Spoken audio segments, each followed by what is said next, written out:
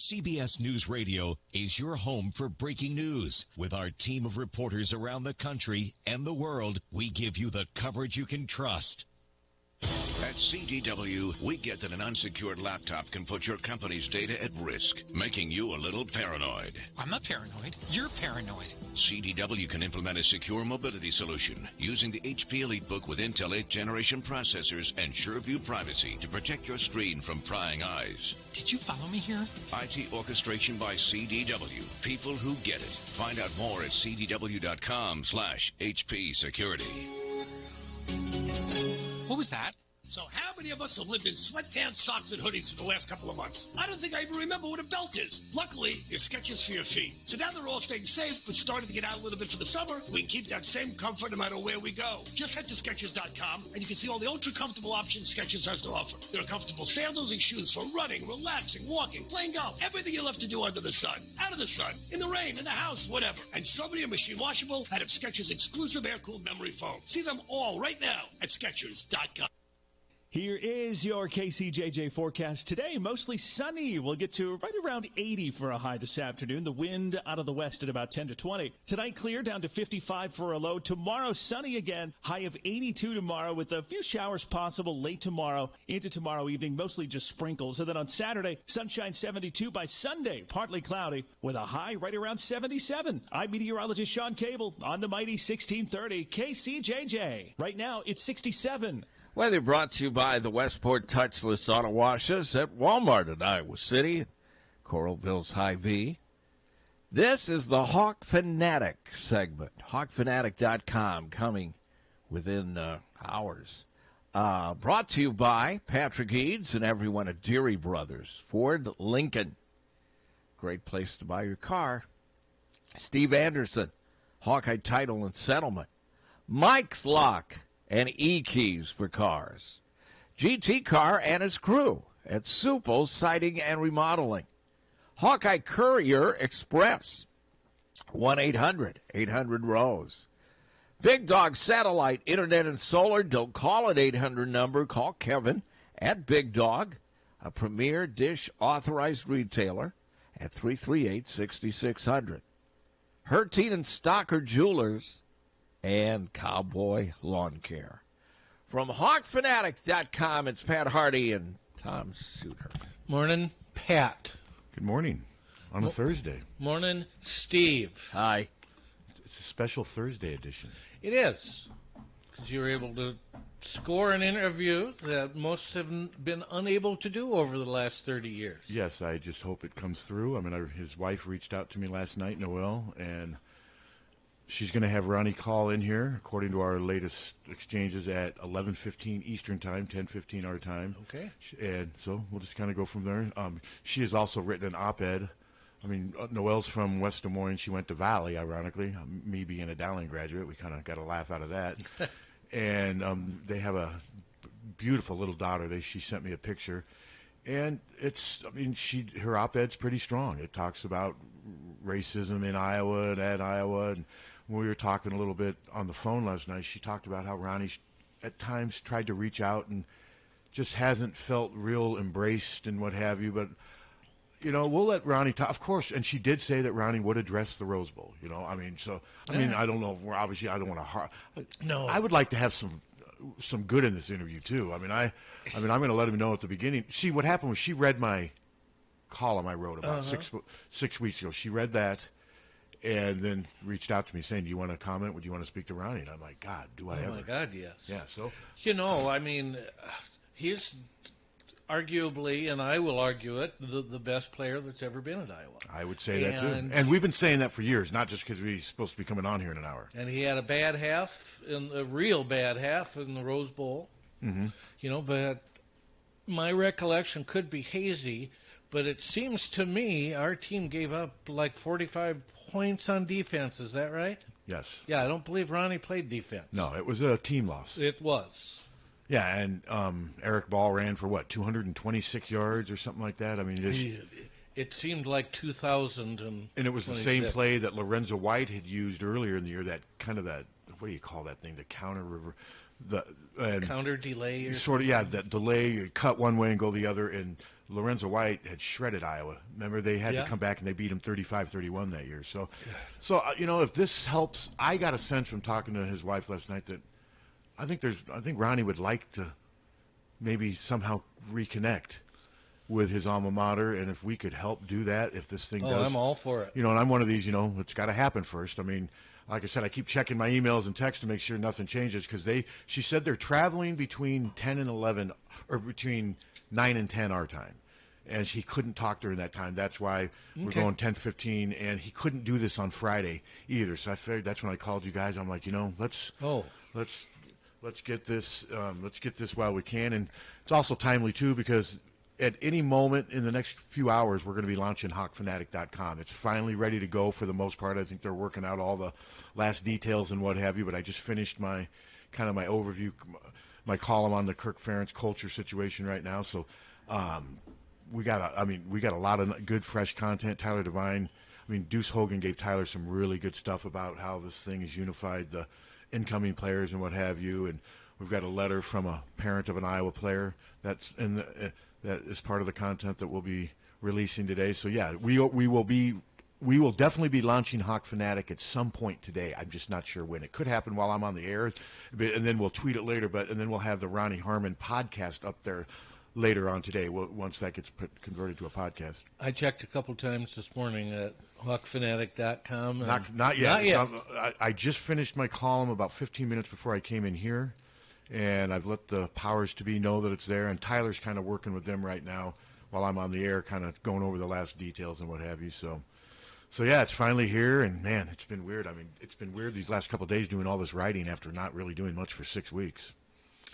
Well, it should have lots of creative energy. Well, and like I said, this Ronnie Harmon thing, I just hope it can help both sides. To heal a little bit. It's just unfortunate that one of the greatest players ever doesn't really have much of a relationship with his alma mater. Yeah, it is very unfortunate. And maybe this will help a little bit. I interviewed Ronnie one time on the phone when he was playing for the Buffalo Bills back when I was working at the Press Citizen, but that was a very the Bills helped set it up and what have you, and I didn't ask him about the Rose Bowl or anything and whatever. So this will be the first chance we've had a chance. I can't remember the last time.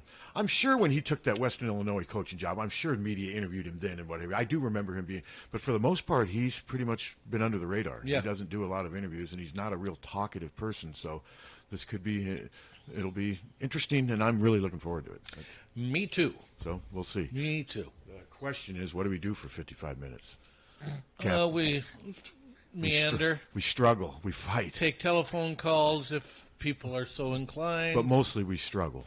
Yeah. Captain, would you agree? This is one struggle after another here. Has been for this whole day. 26 years, but okay, the day too. And then Hunter's back on Monday, right? Yeah. And without a hernia, he can carry even a heavier load now. So I say dump even more on him. He's been gone for 2 weeks, Yeah. And what will Walker say when he comes back? Where have you been? No. Have you been gone? Does that say more about Hunter or Walker? I don't know. I don't know. All right. Let's see.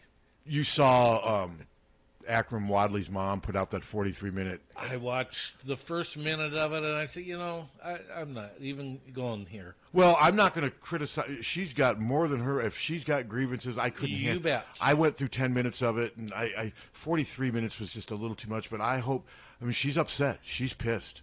She's pissed. I don't agree that Iowa football kept Akram from making it in the NFL, nor do I agree that Iowa football kept Darrell from making it in the NFL. No. Those guys, the NFL has, think of the people that have played in the NFL. Oh, absolutely. We've put so many people in the NFL. Well, no, but think about the people, the people of low character that have played in the NFL. The NFL, if you can play, you play. You play. And see, that's the thing I have with that. Neither one of those guys even went to Canada and made it there. And I don't want to criticize. They have a right to say, and it's unfortunate that the mother of Akram Wadley is this unhappy about her son's experience at Iowa. That can't be ignored. That can't be dismissed. She's pissed. Yes, she is. And to me, at some point, you worry if you continue beating that same message, you worry about turning the people that you're mad into as sympathetic figures. I don't think that's obviously not happening, but there's at some point you reach, you know what I mean? Yes. You cross the line, and I don't know. Like I said, I couldn't watch the whole 4. It was just too long. But I did watch, and there was a lot of emotion. She is, like I said, she's very upset, and that's a concern. Yeah, well, she has her forum, and she put it out, and she took advantage of it. What kind of feedback is it getting? What I've seen. Are they divided? No. Most are behind and say, yeah, we're right with you? No, the other way. Oh, really? Yes. See, that's what I'm saying.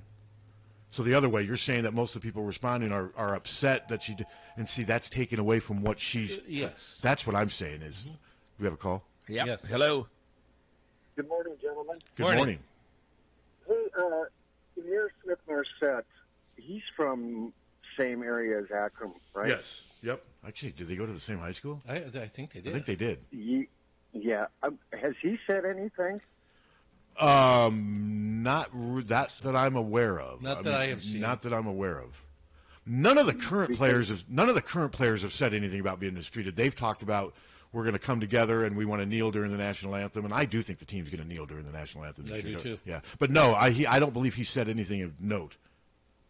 Because I've just recalled just a number of times, probably Kirk and maybe Brian saying stuff about getting him under control, and something about sunglasses. And I'm just curious if he's feeling somewhat the same way. Well, that storyline. He's very urban, and I'm not criticizing that at all. No. Just the way he is, and obviously that's been a little bit of a cultural rabbit patch with the program. And I hope he's getting to express himself in any way he feels that he needs to, and that's compatible with what the team's trying to accomplish. I was just curious. Yeah. I think he'll have an opportunity to more. I mean, the circumstances have changed. Kirk did say during this past season that Amir has grown up a lot and he's moved past. I remember Kirk made a joke about, I wish he would spend less time buried in his cell phone. I mean, I think it wasn't. With Amir, it was more responsibility, accountability, maturity. Kirk never made any ridicule remark, never said anything that you would say was ridiculing or dismissive or anything close to racist or anything. Just from what it was that Amir had a little growing up to do, and Amir sort of acknowledged that to us. And this past season, we saw the fruits of that he did. He said a lot of it was him maturing and having a much better approach. So.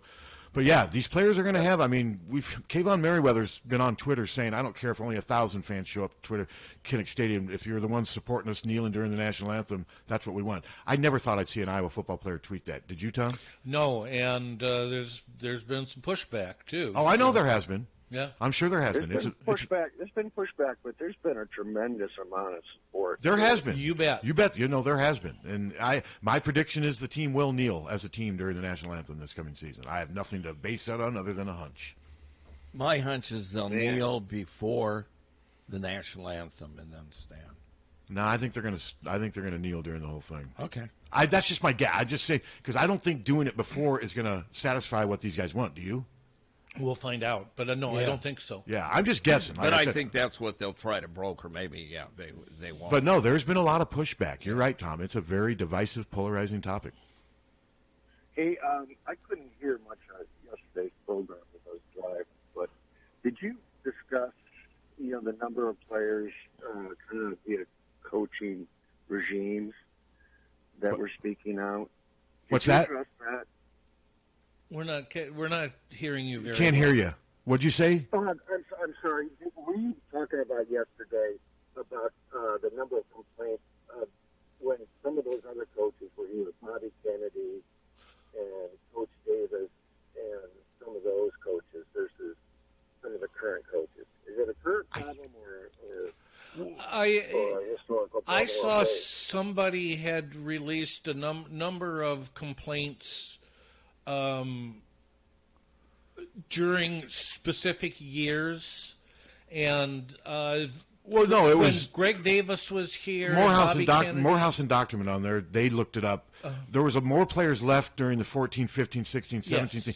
But since all this stuff has come out, I don't recall a player coming out and saying anything negative about Bobby Kennedy, Chris White, or any of those guys, Jim Reed, any of the coaches during that time about I don't think there's been any remarks directed at them. The remarks that have been they've been at Chris Doyle mostly, of course, then Brian Ferentz, and then, of course, you had that one situation with Seth Wallace, too. But, yeah, I mean, that's what it was talking about. The number of players who spoke out most of them played during those 3-4 year period. But, like I said, none of those assistant coaches during that time that have now left the program, none of them have been singled out for how they treated players. Have you seen anything? No, I haven't. So what that means, I don't know. I think it's kind of a sad time for the program, but it can also be a really rewarding time for the program. Just got done writing that. Yep. And last question, any timetable on Doyle? Nothing would surprise me. Wouldn't surprise me if something was announced today. It wouldn't surprise me if it's dragged on for another couple of weeks. Would it surprise you if he stayed? Yes. I don't see how he can. And I wrote that in my column. How can they recruit? Oh, I agree with you, but... I mean, recruiting would be a disaster. You imagine the resentment and the disgust that they would be facing with him if he's still there. I mean, I hate saying that. I've never had any issues with Chris. He's always treated me kind and with respect, but I'm just looking at it practically. How could they recruit with him as their strength coach? I agree with you. So we'll see. All right, thanks, guys. Yep, thank you. And you agree, Captain? I mean, I hate saying that I think someone should lose their... No, he's done. He's done. The kids signaled it, and yes, and they know it, and it's just how are they going to break? Are they going to break? Yes, by offering him something to go away, getting him out of the contract, or are we going to end up in litigation? But he's done, and that'll be a lot. Of that will depend on him. Yes, how he wants to exit. Yeah, for sure. Yeah. And I hope it's as peaceful and as civil and as low key as possible. I'm just not sure how to gauge it. Well, you would have thought it that way until he tweeted 5 minutes before Ferentz. Yeah, so, that was just.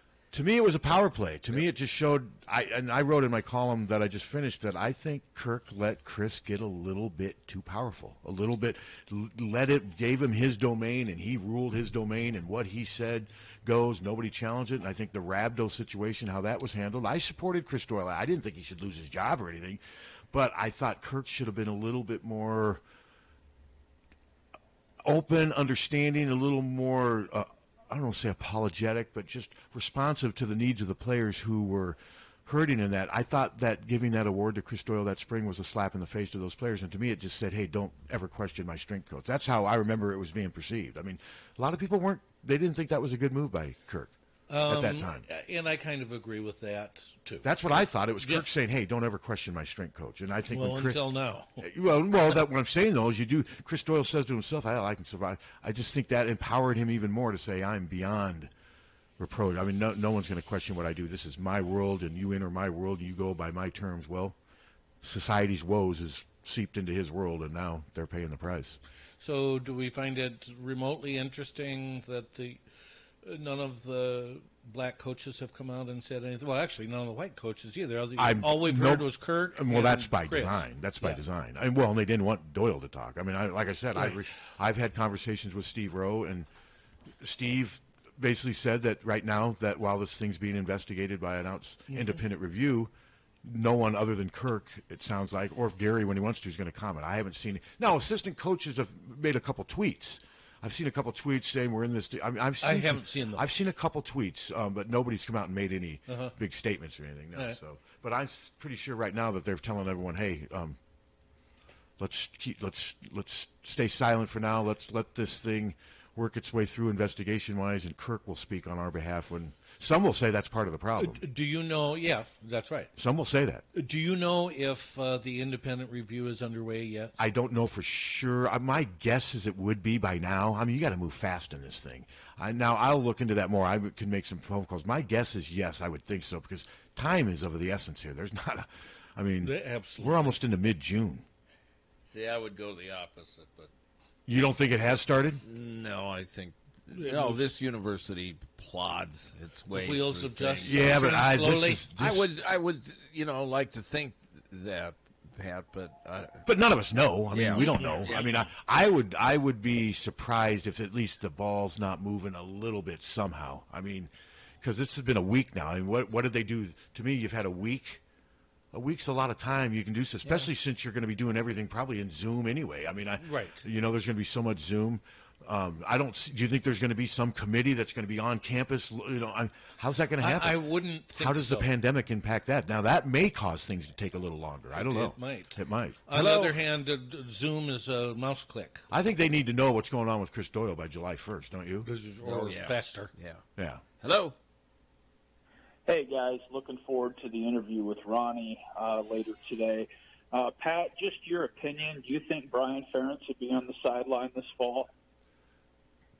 You mean as their offensive coordinator, or are you talking literally? Yeah. As of now, yes. I still think Brian. He's not suspended or anything. I think he will be.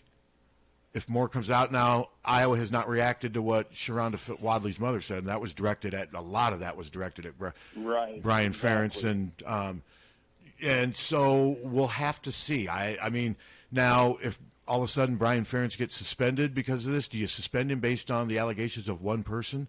I mean, I don't know. I mean, did she say that he was racist or just? Oh, it was. I mean, rude? Did you listen to it, caller? I didn't listen to the whole thing. It seemed like to me her issue was more bullying and more demeaning than it was anything quote-unquote racist that he did. Yes, and that's been kind of the tone with Brian. A lot of it hasn't necessarily been racist. It's just been mean and kind of arrogant and demeaning. Yeah, just kind of ridicule and poking fun. But she also said that she feels that Iowa kind of blackballed Akram and made it impossible for him to make the NFL. You heard that part. I mean, that's been part of her narrative too, and Darryl suggested that too. I don't agree with that, but that's just my opinion. But it's just not good to have one of the greatest players. Akram Wadley was a great player, and his mom. I mean, he did hook on with, was it the Titans he made for it a through little bit? Yes, he made it through a cut or two, and he just wasn't good enough to make it. But he didn't stick, so why is, Well, caller, you listened to her. You heard what she said. Yeah, no, I agree. I had a little bit of problem with I mean, she just went on, and she would try to come up with some specific examples, but after a while, she just wasn't able to anymore.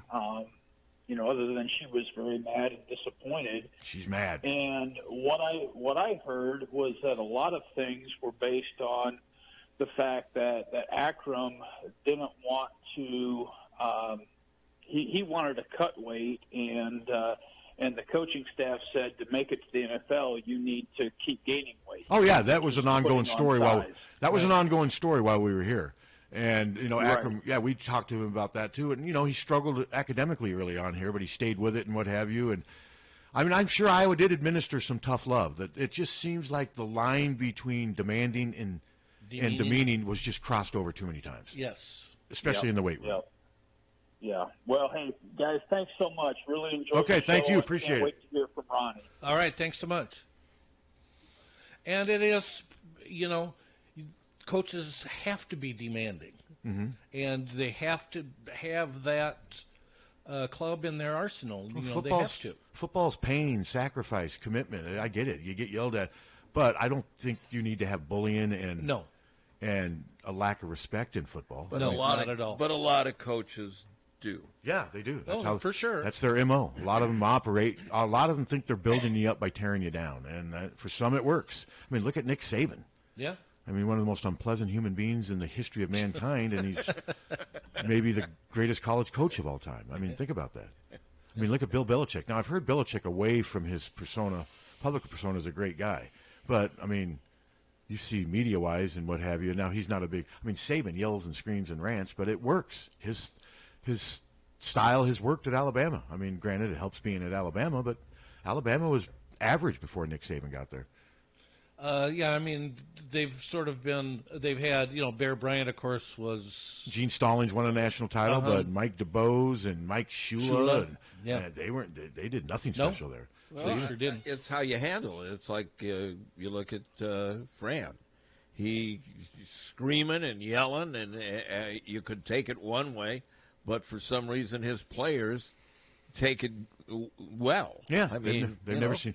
They never have. Some of them have told me after they're done playing that I've said before that they at times would have trouble not giggling in the huddle when he was going nuts, and I love it. I laugh. I just it's one of my most enjoyable times covering Iowa basketball because you know it's going to be short, it's going to be sensational, and then it's going to be forgotten. That's how it is. Yeah, that's just how he operates. Well, I sure hope they have a chance to play a season this year. I really do. Hello. I sure do. Me too. Morning, guys. Morning. You know, some of that, having played, high school and college ball some, I can remember one time we were out running ladders and, I was a big white fat lineman and my coach is, standing there yelling at me and I looked at him and I said, Coach, I said, I'm a lineman. If I got to run farther than 10 yards, we're in trouble anyway. he just told me to shut up and keep running. So some of that, I think, unfortunately, sometimes some people respond to that motivational pressure. Different, yeah. And some don't. And I think, I have seen a shift. I know when I was in high school, you got told the facts, and that was the way it is. And now I know our high school coach, he says, well, you kind of got to sugarcoat some things because if you get on a player too hard, mom and dad's calling you that night. Yeah. And I never went home and, I went home and said something, hard practice. Dad's like, well, suck it up or leave. So, that's kind of a difference there, I think, with some players this day and age. And not saying, nothing should never cross the line, to the racial end of it. But I do wish, we're talking about kneeling. I really wish these guys would, when they come out of the tunnel before the game in the swarm, come out to about the 35-yard line and take a knee. And when we're at home at Kinnick, the band doesn't play, the public address announcer shuts up, and for 30 seconds or a minute, we're focused on those players taking a knee, showing their cause, then have them stand up, do the national anthem, and go and play the game. Well, that would be. I think that would be what? I know that's an interesting idea. I think that would appease some people, and it'll be interesting to see. Do you think that'll be enough, Tom, for the?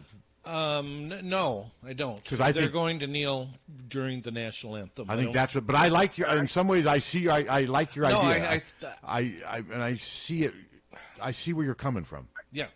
I just think if because we've got family friends that have said, and I know some of them write large checks to the university every year, and they said the second they take a knee out, we're done. Well, they're veterans. Their fathers were That is their choice. Yep, and that's that's their choice, and that's what they have. If that's how they feel, there's nothing Iowa can do because I do think these players are. And I think it's going to be a situation this year. I'm guessing the stadium's not even going to be half full. And do you think maybe there's a possibility that the black athletes are sick of having to appease white people? I do. Well, but the veterans have fought for the that's just a symbol, that flag. It's a piece of cloth. They fought for our way of life, for the Constitution, and the Constitution guarantees them. The Constitution doesn't say you have to protest like this, you can't offend anybody or anything. It says you have the right to protest. You have the right to show your grief at your grievances, rather. And those fans have a right to not buy tickets. Yeah, they absolutely have the right. So to we'll see. Yeah, because like I said, we've got a family friend. She says my husband earned the money that I give to the university. She says he was a longtime military, and she says he was buried with the flag on his casket, and I'm not gonna, she says I don't, and she's absolutely her daughter's married to a black gentleman. She says it's not a matter of I don't have a matter with him protesting, but there's a time and a place. But that, like I said, but there isn't a time and place in the isn't. Constitution. No, there's no time and place. This is precisely the and, time. you know, people are just going to have to. Go ahead. Yeah. So hopefully this doesn't blow up. You know, hopefully hopefully everybody can come together and do this right. You know, and that's my biggest concern. You know, well, it's already blown up. I mean, the stories are. I mean, it's already blown up. So that's. Yeah. Well, and you know, I've known Chris Doyle for years. I've worked out with him. I've talked to him. You know, if he said if what you know, I'd never seen it, but if that's what he said, then yeah, he needs to be gone. Mm-hmm. And this is the moment for Iowa football, for Iowa athletics, for the university to take the lead on this and to do it right. Hopefully we do. Yep. But I'm just saying, unfortunately, there are two very different sides, and where it comes down at the end of the day, I don't know. But you mean there's two different sides to the flag, the national anthem, or the Doyle to situation? the flag thing. Oh yeah, for sure. Or the national anthem. Yeah. Well, yeah, you know, and that's I've got people, you know, and this lady told me when I talked to her the other night. She says, she says, I'll kneel with them, but if it's at the national anthem, she says that's the one time. Well, I mean, then goodbye. Then that's just the choice she's going to have to make. Yeah, but no, we appreciate your input, and absolutely. It's a very divisive topic, and if that's her choice, that's her choice. She gets to make that choice. Yep. But no, thanks. We appreciate the input. No, he's a good caller. He calls in a lot, but You know, but as far as the time and the place thing, it's a couple hundred years too late. Yeah, it really is. Well, this is another situation where white people are telling black people what's right and wrong. And that's what the black people are sick of. Yes. I'm sick of it. Yeah. You know, I mean, you have another call? Yeah. Hello? Tim Tebow took a knee. Yeah? Yeah? Yeah. Yeah. Yes, Tebow. he did. Tebow. Should we take a break? Do you know something, though? Tim Tebow took a knee and did a prayer and everything, and for some reason people held it against him. Yeah. Yeah, I think his image was so perfect, I think some people just were sick of him. Yeah, I think that was part of it. Okay, we'll be back. We'll be back. KCJJ's severe weather coverage is brought to you by Harden Services of Kelowna, the premier property restoration company. Call 656-FIRE. When severe weather happens, we talk of a storm. 1-800-800-ROSE. 1-800-800-ROSE. Your FTD florist is the only number you need to know to send flowers anywhere in the country or Canada from anywhere in the country. 1-800-800-ROSE. It's so easy. Just remember one number. 1-800-800-ROSE. Your FTD florist. 1-800-800-ROSE. Remember. Need to deliver anything locally? Then you need Hawkeye Courier Express. They will deliver anything as long as it's legal. Hawkeye Courier Express offers within-the-hour delivery if needed, and they're fully licensed and insured. Call Hawkeye Courier Express at 358-6302. That's 358-6302. For local delivery in Iowa City, Coralville, and North Liberty, call Hawkeye Courier Express. Reliable, dependable, and fast. For a gift that your loved one will treasure for a lifetime, find it at our family-owned jewelry store in Iowa City, Harty and Stocker Jewelers. We can show you diamond engagement rings, colored stones, fashion jewelry, and watches. Our jewelers are on site, so we can design jewelry for that special person in your life. We are Harty and Stocker, serving Iowa City and the surrounding area for 3 generations. Harty and Stocker Jewelers, downtown Iowa City, and HartyandStockerJewelers.com. Ask for Willa, Terry, Tim, or Kate. One of us is always there. Over the years, car keys have gotten extremely complex. Mike's Lock and E-Keys for Cars can generate the most technically advanced automotive keys on the market today. Mike's Lock and E-Keys for Cars can produce most conventional transponder, sidewinder, and remote-headed keys. If you've lost the keys to your car or simply need a duplicate, call 330-9185. Mike's Lock and E-Keys for Cars has the technology to keep you on the road. Call 330-9185 and schedule an appointment today. Hi, this is Bill Eichstring of the Oxyoke Inn. Our doors are open again. Although the way we serve you is different, we're still here and ready to welcome you. We've learned a lot about keeping you and our staff safe. What hasn't changed is our commitment of trust to you and your family. Our Oxyoke family is ready to take care of you in our 4 dining rooms with the same quality of food, attention to detail, and customer service you've come to trust for the past 80 years. Those values are now more important than ever. Now serving family style breakfast Saturday and Sunday with lunch, dinner, and banquets daily. Don't forget, you can still order curbside carryout and take the comforting taste of the Oxyoke home with you to share at your family's table. Visit oxyokeinn.com, Instagram, or our Facebook page for menu and weekly specials. From our Oxyoke family to yours, we can't wait to see you again soon, and we'll be glad you're here at the Oxyoke Inn in the heart of Amana. The Oxyoke Inn. Hey everybody, it's Kevin here from Big Dog Satellite and Solar, your local TV expert, and I want to tell you about Dish TV. If technology, value, and customer satisfaction are important to you, then it's time to cut the cable cord once and for all. Upgrade your TV experience and start saving with Dish today. Drop by Big Dog Satellite and Solar on Blair's Ferry Road in front of Rockwell. Call 395-0800 or visit us on the web at BigDogSatellite.com. We are Big Dog Satellite and Solar, your locally operated and trusted satellite TV experts. Hi, this is Steve Anderson with Hawkeye Title and Settlement in Iowa City. Whether it's a crazy real estate market, record low interest rates, or the COVID-19 virus, we are living in unprecedented times.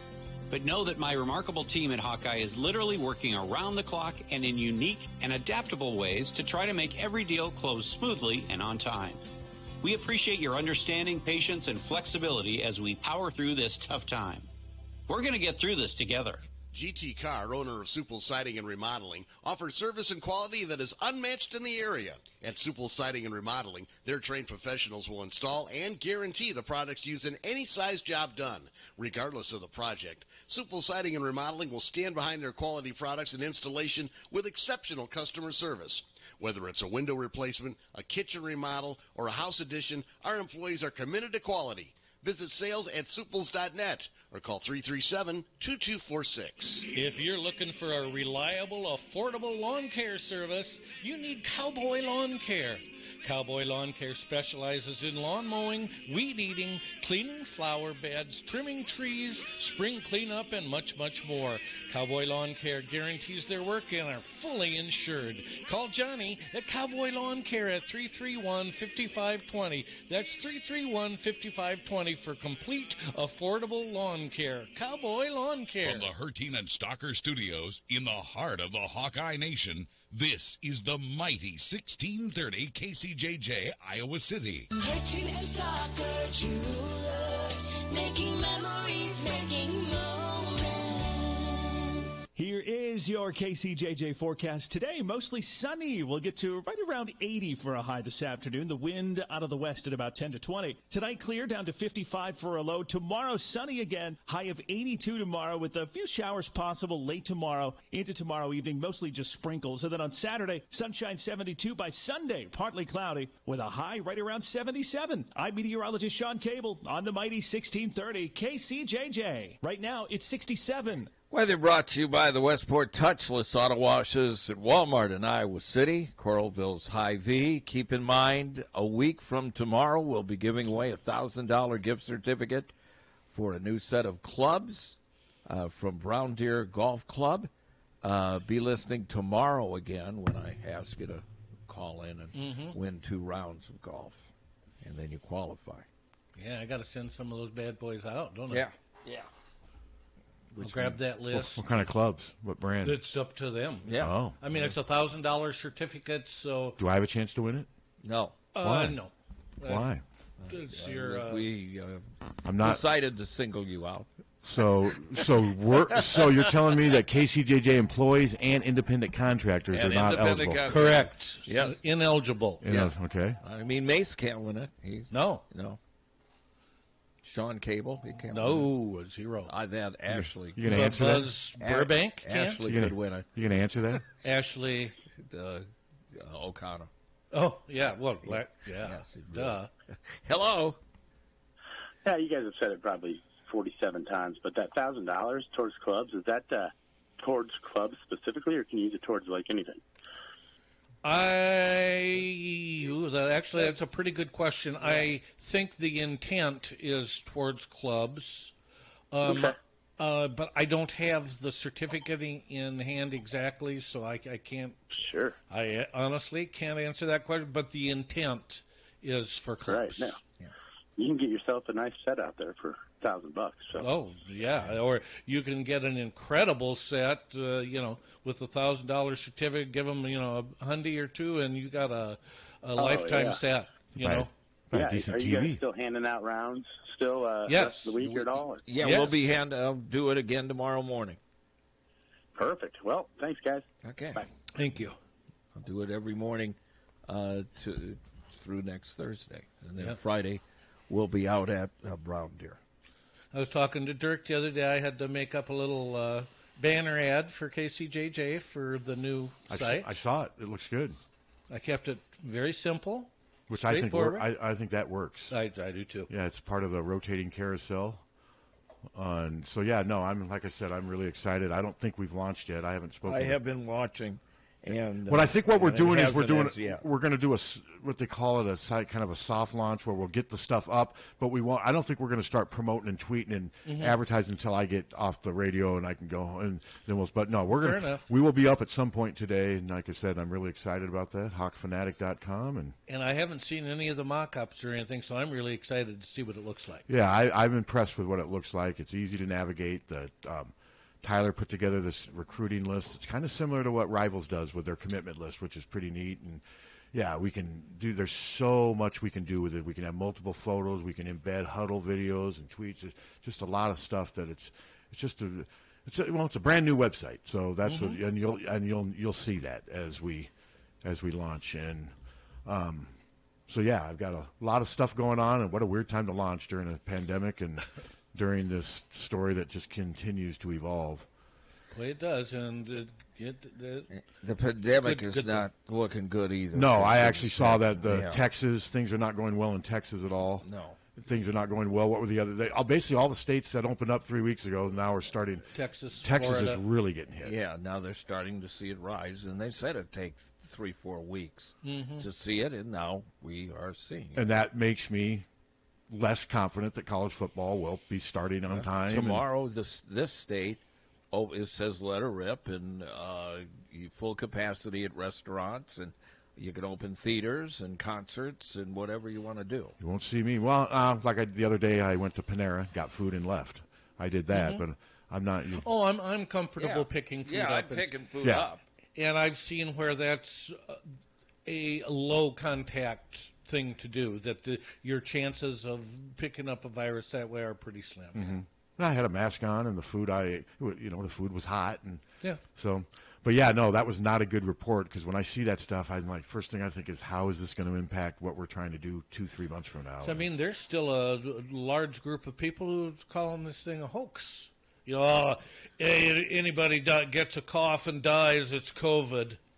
They just automatically say it's COVID. And that's absolutely not true. Well, of course it's not. And there are people predicting that this second wave is going to be bad, and we had that this morning. And that's possible. Yeah. We'll see. I mean, we really don't know what's going to happen in the fall, whether we're going to have football or how it's going to No, we don't know yet. It's all speculation. I mean, the programs need to, follow. So if the let's say they templates that do you think? I mean, they canceled the Iowa State Fair. Yeah. Do you think Kirk Ferentz will be helped if they don't have football, or if they do? Or is it just simply it depends on how they do on the field? I mean, can you imagine if with everything going on now, and Iowa goes 5-7, 6-6? It would not be good, would it? No. I've got them going 8-4, probably maybe 7-5. I mean, I do it's too. a tough schedule. And I would say that no, I think it's good for the psyche of America for us to play sports again. And then maybe not be able to go. What's going to be interesting? The Iowa State game is here, but Iowa's not going to have its normal home field advantage against Iowa State at Kinnick, because I think the stadium's going to be at least half empty. Don't you? I do too. Yeah. So that will be an interesting game to see how the Iowa State players, perform without having to overcome the full Kinnick. Well, let me ask you, atmosphere. if you're given the opportunity to go sit in the press box, will you? More than I don't know. At this stage, I don't know. I don't think I'm going to be given. I think I probably would, because I would have some faith that Iowa would make it safe. I mean, I'm sure we'd all have masks on, and they'd have us all seated apart and what have you. So I think I probably would, but I wouldn't do there's no way they could do any post-game type stuff. That would all have to be there. Unless they just did it on the field and spread us all out. The post-game stuff, I don't know how they can do that without Zooming. And what would be sit up in the press box and Zoom afterwards? I have a feeling they're going to tell a lot of us, just cover it from home. You'll get we'll just do everything on the internet. I think that's what's going to happen. And I do think there'll be some pool reporters and stuff that'll be, I mean, obviously like the Register, I would, I'm not saying Hawk Fanatics should be there before I get it. I understand how that works. Yeah. And some will, and I think like maybe even some radio stations, television, some will have to be there that they're going to allow, but I don't think the post-game thing is going to be anywhere close to what it was before. And I think the press box will be, I think there'll be a lot of social distancing. I mean, we've got passes and stuff. I wouldn't advise Tommy to ever. Tommy's high risk. I would maybe use use your guys' pass and represent both things. I mean, and they would like that because that's two entities only taking one space. I mean, I don't know. I think it's going to be hard. Like Tyler and I have gone to these games together. I think a lot of outlets will be told you get one person. I mean, the Register at times, God. And that makes sense. The Register for some of these, like the Iowa State game, they're like the Chinese army. They'll have like 7 people there, and that stuff, those days are gone. I think so. For now. We may get back to normal someday. I think we will. Chinese are. Well, I mean, they're just, the Iowa State game at Kinnick, the Register usually has 5, 6, 7 reported. I mean, it's amazing when you think about how many jobs are being eliminated. They still always have tons of reporters at that game because, they're covering both teams, obviously. So if the first rush of people coming back, at the university, they had 200 and some people tested and only one positive. That's a good. And I think that's a pretty good sign. Yes. Now, that doesn't include an accurate reading from all this protesting that's going on here. We've got to see what the effects of that are going to be 2 and 3 weeks from now. Gonna be good because there were a lot of young people yelling and screaming and no masks, and then they go home and then they go to then it has that domino effect. Because Johnson County has been up to this point, except very early on, has been pretty. I'm not going to say virus free because it hasn't, but it's been a lot closer to virus free than I mean, obviously, half a dozen other counties in the state. And the main place in Iowa has been the meatpacking plants. Yes. We know that. I mean, it's obvious by when they give you the county updates on who has the most cases. I mean, what is it, up like Storm Lake? Storm Lake is the worst. Yeah, and that's their economy is basically the meatpacking plant. And those people are on top of each other. And so, I think the racial unrest has overshadowed this virus and kind of made us think, but now I think we're going to be right. The virus is going to be like, hey, I'm still here, And I've seen, other colleges and universities are reporting. I've seen some of the ones down south have more infections than some of the ones up north that I've seen. But I haven't seen anything where it's rampant. As far as football teams I haven't and either. Athletic programs. The only place where it's getting close to that word would be Texas. From what I heard this morning, things are getting pretty bad in Texas to where they're starting to worry about having enough intensive care units and stuff having enough hospital beds. And that's where the problem is. I mean, that's been the biggest concern, and people sometimes lose that fact with the social distance. And it wasn't just to tell everybody to stay home. It was to make sure that we didn't get overwhelmed to where the healthcare workers didn't have the capacity to perform their jobs. That's what a big part.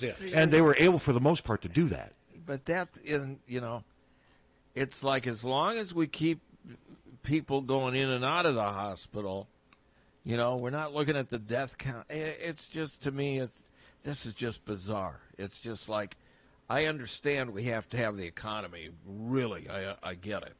But to just say tomorrow, what was the difference between last week and tomorrow that they can just, last week we were 50% capacity and tomorrow, we made it. Even though the cases are still going up in the state and now we can open up everything. It doesn't make any sense to me. And of course it's political. It's now divisive and and it's going to stay. I mean, the national anthem's divisive. Everything is political. Sauer Trump came out today and said that the virus has been reduced to ashes. I mean, he's such an idiot. What an idiot. I mean, that's what he said. Come on. And then his base just slops it up. Now he's going to. You watch. I'm watching. He's going to go ballistic because the top general, the Joint Chiefs of Staff, said I should never have participated with that picture, and he will later on today, I predict, rip the hell out of him. Yeah, probably. Yeah. And it's just everything is political, and I don't know how you can. I don't know why medicine is, or science is political, but it is. And his rallies are starting up again. Aren't they going to have one in Tulsa in a week? Going to have one in Tulsa. See what that does to on June. Because I guarantee there's not going to be a lot of people wearing masks at that, because that'll be symbolic. And let's just hope, God, I just hope that it's stuff like that causes me to worry about what's going to be happening in college football in 3 months. Because that stuff's going to have a huge impact on what we do. It is. And you wonder, with the demonstrations, that has a huge impact. It all impacts the virus. And it's still too early to know if these demonstrations cause spikes or not. Cause spikes, because it's still, we need 3-4 weeks, I think, to know for sure. So just keep our fingers crossed. Athletes are starting to come back right now, but no, this is how I ended my column. This is Kirk Ferentz's biggest challenge by far, without question. and I'm not sure if he's up to the challenge, and that's not a knock, but he'll be 65 on August 1st, and he's facing this huge challenge. I'm not sure if he can do it, and I mean, I'm not saying I think he should be fired. I don't think that at all. I'm just not sure if he's going to be able to repair this. I mean, is that? Well, we'll find out. And I think that doubt is fair, don't you? Yes, I do. But I will also say that if there's not many people around here that I would rather give the challenge to than Kirk. I mean, I think around here in Iowa City, yes. or just. Well, yeah. I think. God, I would hope so. I mean, exactly. I mean, but I wouldn't be looking for his replacement for somebody here in Iowa City. No. I mean, did you mean Iowa City or? No, I mean I trust Kirk Ferentz above anybody else around here to take the challenge on and do it. No, I mean I trust him. I'm still not convinced he can do it. I don't trust Kirk as much as I did prior to all this. I'm disappointed that all this stuff was going on under his watch. So are a lot of people. I'm surprised and disappointed that this went on. Hello. What's going to happen if a student athlete is under scholarship and they call him back, but his parents are cautious about bringing him back? Because you're going to have one or two. I have heard that there will be no repercussions whatsoever if the athletes choose to not participate. Yes, that's good. Yeah, and I feel sorry for Brian and Kirk. I mean, that's kind of a problem you have when you work under your father in a coaching situation. I mean, and I bet you Kirk treats him different. So and I don't think Brian would have got away with anything. What do you mean? Time will tell. What do you mean? I don't. So you don't believe? I don't. You don't believe the accusations against Brian? Yeah, I know they sound true, but I think Kirk would have snapped his finger at him, unlike any other coach. But what if he wasn't around when some of this stuff was being said? I just can't believe that all these players are lying. No. I just can't believe all these. And so, but that's kind of what you're suggesting that you think the players accusing Brian are lying. No, I'm not. But I'm just saying, behind closed doors, I bet if Kirk would have known about it, he would have treated him differently. He knows his own. He knows his own kid, and he's got to know. We all know that Brian can be rude, and maybe that's Brian came from the NFL here, and they do things differently in the NFL, and maybe that's how they motivate people at the NFL. I have no idea, but it's not the way you should do it in a collegiate setting. Brian has a very aggressive nature. Thanks. He just does. Yeah. And Kirk less so. Yes. And but like I said, the problem with Doyle's statement is he wants us to believe him over 40 players, and I just They have a real hard time with that. He wants you to believe him over 40 players, and he's showing he doesn't, he's going to make the statement anyway. He says, I was told not to say anything. So I'm going to say something. Yeah, I mean, there is a problem. Yeah. I mean, right there is a problem. A lot of this stuff is going to take some time. Whether they've geared up the special committee or not, it's going to take some time before this full story comes out, and it may never completely come out. I mean, we don't know. No, because I'm not like Pat. This university plods when it changes or when it investigates. It just drags. I just don't think it can afford to plod on this issue. I agree with you, but you're talking about academia. Well, I've heard that things are moving pretty fast, and I hope so. And I mean, there was talk that there was going to be some announcements yesterday, and nothing ever happened. It wouldn't surprise. Like I said, I'm just hearing a lot of different stuff. So, well, it's going to be interesting to see how it all shakes out. It's fascinating, and as you said, it's going to be define the Kirk Ferentz era. Hello. Hey, Pat, I wanted to ask you and explore a little more of an area that you touched on briefly Monday on the show when you talked about you maybe had saw some signs that this was going on, and that, for instance, I think you mentioned something about the lack of black players that went to Chicago media days. Yeah, and I've seen a lot of these Iowa websites and stuff, and a lot of the, especially like Rob Howe, reached out to these players. But I'm just wondering, as a non-journalist, there were some things that questioned that I had about what might have been going on, and I'm not saying it was racist, but some favoritism issues. And another one would be team captains. Up until Torrin Young was a team captain last year. Mm-hmm. But the thing that kind of put me over the edge a little bit was the Noah Fant Northwestern game, where he hardly was involved in the game. And some of the guys, your peers asked Brian Ferentz about that, and he just kind of said, well, the situation didn't present himself or whatever.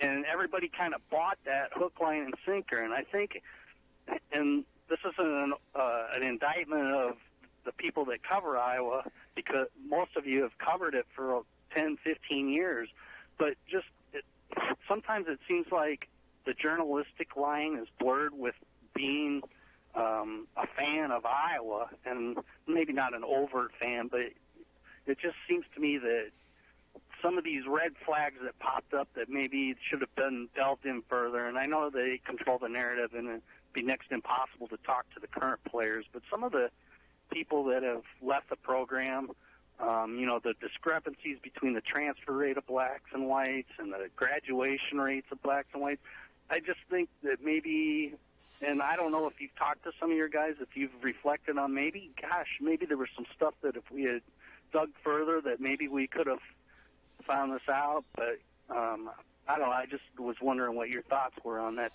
Well, as far as the Noah Fant thing, I wrote stuff critical of how they treated Noah Fant. I mean, I remember writing a column when Kirk called him a specialist. I didn't think that was good. I thought that was the wrong thing to do. I thought they were treating him unfairly. So I don't think it's quite what you're saying. But, yeah, there were subtle signs. There were signs that I remember talking to other reporters about the lack of black captains, about the lack of black players being sent to Chicago to represent. The one thing I did miss, I just did not pay attention close enough to it, was the graduation rates. Mm-hmm. I've been long aware that a lot of black players have left here, and I explained it on Monday. The reason I kind of explained it to myself or justified it is most of them were from different parts of the country. Once they realized they weren't going to start here, they left. That's how... And like a lot of the white players they get are from around here. Mm-hmm. They're more ingrained into the community, so if football's not working out for them, they're still more comfortable. Whereas a lot of the black players who come from Ohio and New Jersey and whatever, if football's not working out and you're not getting along with your strength coach, it's easy to leave. It's easy to go home and go back to where you're familiar with. So that's kind of how I would explain that to myself. But no, I remember asking. I never wrote about it. And maybe I should have, but it's what people got to understand. The way we got this Tuesday press conference thing set up, I mean, all these interviews we get are monitored. If we started going off on some tangent with a player and this player started going off about, my guess is the interview would be brought to a close. I mean, they're always monitoring and listening to what we're talking about. Now, that doesn't mean we can't ask that stuff. But in fairness, there was no player had come out publicly until James Daniels tweeted. Have you seen anything on message, anything about a black player saying, other than Darrell, over the years? No, not really. There really hadn't been anything. I mean, Akram Wadley had made a couple remarks and what have you, and Darrell had his history, but this stuff all came out after George Floyd. It changed the circumstance. Noah Fant's brother. Yeah, the Noah Fant thing. Now, it took one person to kick the door open. James Daniels did that. And then everything changed after that. The circumstances were different, but it's not like there were a lot of black players over the last 5-6 years. There were no rumors of this stuff happening. I didn't hear it, but I did see observations. It did seem like there was always a lot of white players in positions of power and representation, if that makes sense. But on the leadership council, hasn't there Mostly typically been a few, but there's been years, though, there were hardly any. Yeah. I mean, there were years where it was, and we're also talking about a roster, people, that's 70%. Iowa's roster is usually between 60 and 70% white. It's not like Alabama and Georgia. So there's more white. So obviously, and that's what makes the transfer rates of the black players even more disturbing, because there's less on the team and yet more are transferring. So, but yeah, there were some subtle reminders. That's another column I think I'm going to maybe even write today, that maybe as a media person I should have seen more. Maybe I should have done more. You know, maybe, but it's not easy. You get resistance from Iowa. Trust me, you would. You know, and I remember Kirk's not going to want to talk about that stuff at a Tuesday press conference. I remember asking him some stuff about race years ago, about Lou Tepper having his black and white players share rooms together on the road, and Kirk did not want to. He was just not even comfortable talking about that, so the conversation just ended quickly. He didn't think that you should have that type of control, that the those things should kind of work themselves out. So, but we'll see. I mean, we'll see where this goes. I do think Kirk. I do think Kirk will be the Iowa head coach next season. Yeah, I do too. I'm not sure he'll go beyond that, but I don't think he should be fired. I think he has earned the right to try to fix this, or at least try to get the ship steering back in the right direction. Yes, I do think too. he's earned that. Yep. So we'll just have to see. And I mean, do you think Brian Ferentz will be the offensive coordinator when the season starts? I do. I do. So I do. Hello. Hello. This is Ronnie Harmon. Hey, good morning, Ronnie. How are you doing? Hey, Ronnie. Right. How you doing? Good. This is Pat Harty in Iowa City, man, and I really appreciate you calling in. I mean, this is a privilege and an honor. And Tom, tell him what you feel. Absolutely. I mean, whenever people talk about the very greatest players that have played for the University of Iowa over the years, you are one of the top 2 or 3 guys that are mentioned, and it really is an honor to be talking to you today and to get some of your observations and feelings. And first thing I would like to ask you is, when you were being recruited to the University of Iowa, basically Iowa was coming off of 20 years of futility almost, and you couldn't have grown up saying, I really would love to go play at the University of Iowa and lose a lot of games. So what is it that attracted you to Iowa? Well, first of all, I love the Pittsburgh Steelers. Okay. So it was the uniforms that attracted me. And then once I spoke to the coaches, mainly Bernie Wyatt, he told me, he just was straight that, hey, you can come out here and be a better person and do better things if you want. He didn't guarantee me anything. He just told me the straight deal, because he was from New York. So I just believe that. Now, Ronnie, did it help you that your senior year of high school that Iowa went to the Rose Bowl? I mean, you saw signs that this program was starting to show life, and some key players from the East Coast, Andre Tippett, was that a big factor too? Did that kind of convince you, hey, I can go out there and succeed? I think it was Hayden Fry, basically. What was it about Hayden Fry? Whatever he said to you, he was going to do, and that meant that he told my parents that if I came out there, that don't worry, we'll protect him. He'll be fine. So I never had a sense of being concerned about anything else but going to school and playing football. So when you came out here, I know you grew up in Staten Island, New York, right? No, I grew up in Queens. Oh, Queens. I'm sorry. I don't know why I said Staten Island. I had 5 boroughs to choose from. So you grew up in Queens. So how big of was it a huge culture shock when you came out here, Iowa City? I mean, was it hard to get adjusted to? Well, I never got adjusted to Iowa City. I mean, it's just something that you do. It's not. You guys got to understand that these kids choose to come out there, but they also didn't choose to come in conflict with all these things that are going on. Mm-hmm. They understood that they were going into a different environment, and that was fine. Okay. But that's what you have to do to move on to your life. You have to go into different environments and succeed. So was it uncomfortable for you at times out here, being that it's Iowa City and Queens couldn't probably be any more different? Was it hard to adjust to? Yeah, I mean, like I said, I never really adjusted. I just dealt with it as it was. I didn't try to compare what New York or Iowa was. I was in Iowa City. I was there to do a certain thing. So that's what I did. I focused on that. I didn't focus on why the pizza is different in Iowa City than New York. that would have been crazy. So I was in an environment. It was what it was, and I had to do whatever I had to do to survive there. So were there times that you regretted your decision? Yeah, when I got switched to receiver. But you still did that and stayed. I've always admired you for that. I mean, I've always told people. My father, I called home. Bernie White knew I was going to leave. I was on my way out. Okay. And I called home to tell my father I wanted to leave, and he said, "If you leave, do not come home."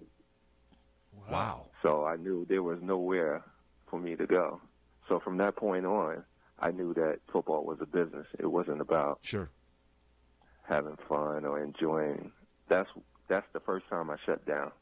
I was done from that point on. Interesting. So what does that say about your father, though? I think so he's one of these guys, hey, if you start something, stay with it. Is that kind of was his lesson? Yeah, I mean, why are you coming back? Just because they switch you? You don't like it?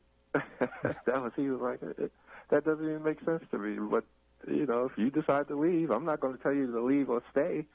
You decide, don't come home. Do you think ultimately, though, that switch helped propel you to the NFL and have a successful career? I got typecast. I could never become a running back again. Meaning, what do you mean exactly? Can you explain that? Meaning typecast, meaning that they want you to do a certain thing. They don't see you as anything other than what they see you as. Okay, I see. Since I didn't play running back for my 4 years, and I only played it for 2, and the way they used me was fine, but, you never could I could never really get into being a true running back. I see what you mean. Carrying the ball. I mean, I carry the ball a lot, but not to the extent where they say, hey, he can be that every down back. They knew I could catch the ball, so then now they had a different idea. So, oh, no, we can use this guy totally differently. I was going to say, you made wide receiver look pretty easy. I mean, I remember the Peach Bowl as a true freshman. I mean, have you always had the ability to catch the ball in high school? Did you catch the ball a lot? Because you made it look really easy. Oh, I hated receiver. Well, you hit it well. You didn't. Why? Why did you not like wide receiver? I wasn't a receiver. I was a running back. Okay. I got recruited to play running back. If that was the case, I should have went to a different school and played defensive back because I was also being recruited for that. So once I got there and I got switched, I was like, this is crazy. Didn't Penn State want you as a defensive back? No. It wasn't. Syracuse did. Okay. Michigan State was going to let me play running back. I mean, all the other schools, now that I think about it, I don't know. They probably would have switched me too. I have no idea now. I'm telling you, I'm hardly a football expert, but why would you want Ronnie Harmon not playing running back or not playing defensive back? That doesn't make any sense. But because I said you made it look so easy, I want to ask you, Ronnie, your running style, did that just come naturally? Your ability to make people miss, your ability to cut. I mean, Tom, is that how you played football from the very beginning? I know you had an older brother. Did you try to emulate him? How did your style come about? Your the way you ran the ball. We don't know. It's just like writing. Okay. How do you write? It's just the way you are. That's just who you are. It's just an extension of your personality. Sometimes, yeah, there was no mold that you looked at and said, hey, I wanted to do that. I mean, you looked at people that you like, but in the thick of the situation, you are who you are. Mm-hmm. That's who you are. And that's what's happening with the kids today. They are talking about things that happen to them, who they are. Mm-hmm. And that's devastating because it's hard for people. I would say it's very hard for people to understand that because Iowa is the school that all these fans think about, and that's all they know. But it's a closed door, meaning that you can't get close to the kids, so you'll never know really what's going on with them. Mm-hmm. It's sort of like seeing a celebrity out when you're eating, and do you go up to the person and say hello to them and find out that that person's a real jerk, or do you stay away and just admire the person from afar? Mm-hmm. Interesting. That's. I choose to admire people from afar because I don't want to know if they're a jerk or not. That's just going to destroy your whole idea of everything. No, that is very interesting. So I want to ask you, when the coaching staff said we are going to switch you to wide receiver, what was their reasoning? Was they just wanted to get you out into space more? Was that what they told you, or what? How did that go down? How it went down was one day after practice, everybody was looking at me, just smirking. All the other players were like, and I'm looking at them saying, what is going on? And then I get called into, like, the hallway of the facility with Coach Jackson, Coach Fry, and Coach Snyder. And after practice, they told me that day that we're switching you to receiver.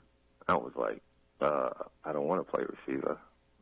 I'll redshirt before I play receiver. I don't even want to play this year. I can sit the bench. I have no problem with that. They said, Coach Fry said, no, that's not going to happen. You're going to play receiver, and you're going to start this tomorrow. I was like, oh, my God. Now I'm 17. I'm out in Iowa. Where's there to go? Like these kids been telling everybody, there is nowhere to go. There's no one to talk to. What do you do? What do you do? Well, you stayed. That was a power move. What do you do? Interesting. Yeah. If you're walking into a facility and the coach is in there just going off on you, where are you to go? No. Yeah, fair enough. So I want to, Ronnie, are you surprised that, I mean, obviously you're aware of what's going on here at Iowa now, James, since George Floyd's death, multiple black players have spoken out about how they've been treated. Now, granted, this is a different coaching staff. You played for Hayden Fry and what have you, but are you surprised at what's coming out of Iowa right now? No. It happened to me when I was there. I'm not surprised. And in what form did it happen to you? I remember staying there during the summer because we had to work out, so I couldn't go home, and I couldn't afford to go home. So I got a summer job. So what I did, I saved up my money to get a scooter, which all these guys ride now, but they didn't know that scooters weren't a part of the thing. Uh-huh. So I got a scooter, and they wanted to investigate me how I got the scooter. Who's they? When you say they, are you talking about the police or Iowa or what? No, Iowa, the university. Oh, okay.